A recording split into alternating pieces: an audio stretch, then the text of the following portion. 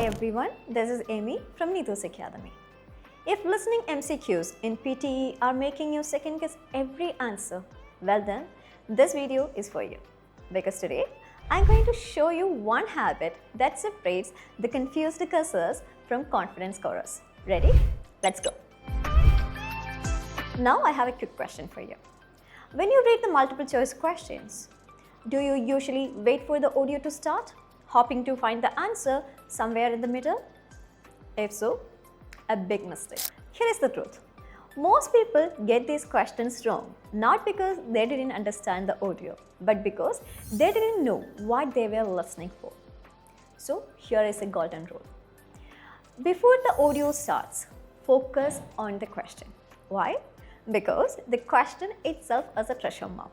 It tells you exactly where to look for, or in this case, where to listen. Let me show you how it works. There are 4 main types of questions, and if you are able to identify which type it is, you have already won half the battle. Let's break them down. Number 1, listening for the main idea. This is where the questions sound like, what was the main cause of the company's collapse? This type of questions wants the overall message, not a side note, not a start, but the heart of the conversation. Don't get stuck in the tiny facts. Go for the big picture. Here is a tip for you. The answers often appear at the beginning or is summed up at the end of the audio. So listen for that. Number 2, listening for a detail. Here is an example question. What type of training does the speaker say is most effective for new employees? Now we are hunting for something specific. It might be hidden in the middle.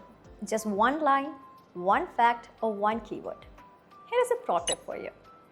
Details are often surrounded by general talk, so stay alert when the speaker goes into examples or detail. And the third type is listening for inference. This one is a bit sneaky. For example, what does the speaker suggest about the company's financial plans? Here, they won't tell you directly. You have to read between the lines, understand the tone, and identify the hints, the maybes and probablys. And the tip for you is phrases like, it's unlikely, they are considering, or it may be necessary are big clues. So when you are listening, always look out for all these phrases.